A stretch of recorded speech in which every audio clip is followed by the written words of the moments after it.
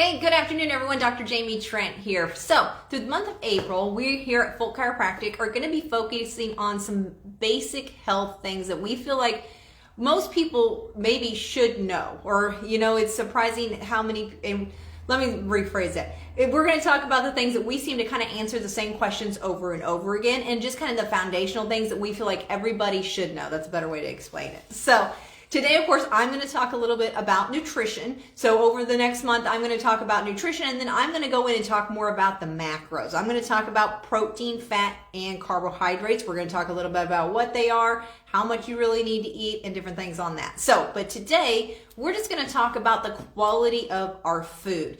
So you would think we would know what we should be eating, but honestly, with the internet now, there is so much overwhelming information, and everybody kind of has their own opinion on what you should be eating and shouldn't be eating. So I will say, yes, sometimes it is individualized. So if you've got a health problem going on, you may need to be on a more specialized diet to kind of help your body change, decrease inflammation, or lose weight, reverse insulin resistance. Yes, but we're going to talk about just a foundational diet that really, if you're healthy overall, that this is what you want to focus on. So just a good overall diet is going to be focusing on real whole food. So what do I mean when I'm saying that? A whole food is something that is pretty much the way it was found in nature. It's an apple, it's a chicken breast, it's a cucumber, it's spinach, it's broccoli. It's something that really has not been changed. So that is the way our body is meant to get nutrition, is in a complete form like that. So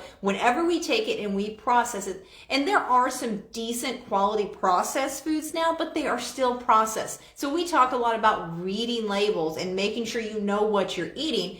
My number one rule is, if you look at the ingredients on something, and of course this is going to be something that's coming in a package. When you're focusing on whole foods, there's usually not a package to read.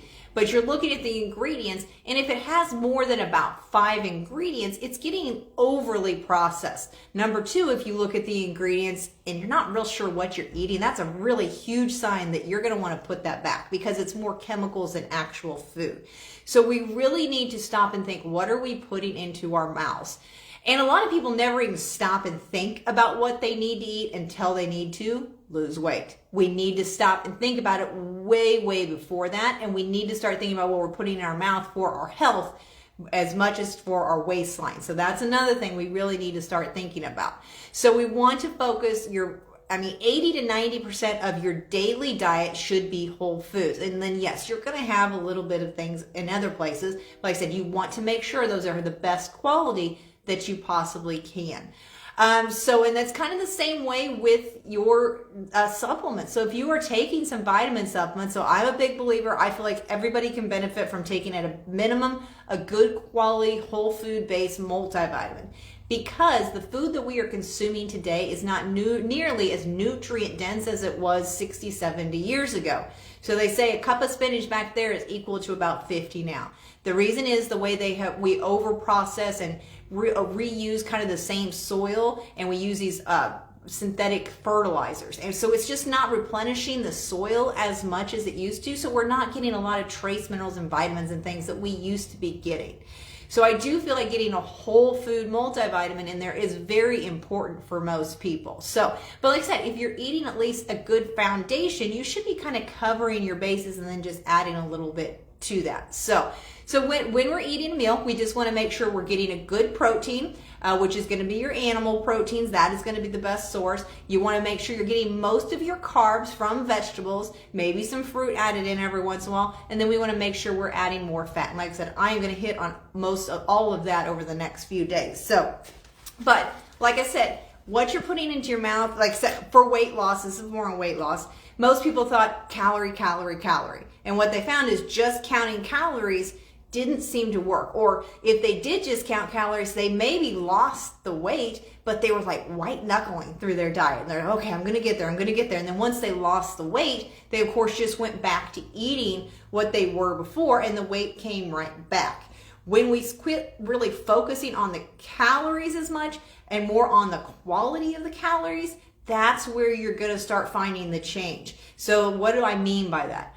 like if you go to Weight Watchers or something that has the point system, they're a little bit better than they used to be, but they really just have you focusing just again on counting calories and decreasing calories and not really giving any thought to what your body actually needs. So a lot of times like your carbs will be a lower point, but then your fat's a lot higher. So a lot of people will say, okay, well, let's get rid of the fat and let's just eat carbs because I'll be able to eat more. So what that does is you're more hungry, because a lot of times the carbs you're eating are going to be the overly processed carbs that don't have the vitamins, the minerals, the fiber, and the fat and the things that you really need to feel satisfied. So that's why we've got to get a variety, and we've got to get it from the whole food. So like I said, our body is meant to get our nutrition from food. And that's why taking more of a whole food based nutritional supplement is always going to be better than taking the synthetics. I also am not a fan of high amounts of any one vitamin. So, I mean, like a lot of people super dose with vitamin C, as long as it's ascorbic acid, there's no downside to it. But taking ascorbic acid is like taking the eggshell without everything else inside the egg. So it's just one component of vitamin C. So vitamin C is usually kind of almost a complex. So you have ascorbic acid, but then you also have enzymes that you need to use it. You have other minerals. You have vitamin P. There's a lot of different things that are actually found from vitamin C in nature. So our body does not, like I said, 2,000 milligrams of vitamin C, you're never going to get that from your diet. So that's why I don't ever like to superdose one nutrient. Now, I'm not saying we never do it. There's always a time and a place when we're trying to work on something specific. But for your day-to-day, I feel like you need to kind of focus more on variety and getting all the minerals, vitamins and everything in there over just super dosing one. And the reason I mention this is because a lot of people come into my office and they've watched YouTube, they've watched videos, and they say, hear somebody talk about vitamin C, zinc, vitamin D, and on and on and on. And I'm not saying they're not good, they are, but they may not be what your body needs. So that's why I feel like just cover the basis, with a good quality multivitamin, and then kind of if you have certain needs, kind of figure out what you need from there. So, okay guys, well, let me know if you have any questions. I think I've kind of covered everything I had on my list. So, hope you guys have a great rest of your day.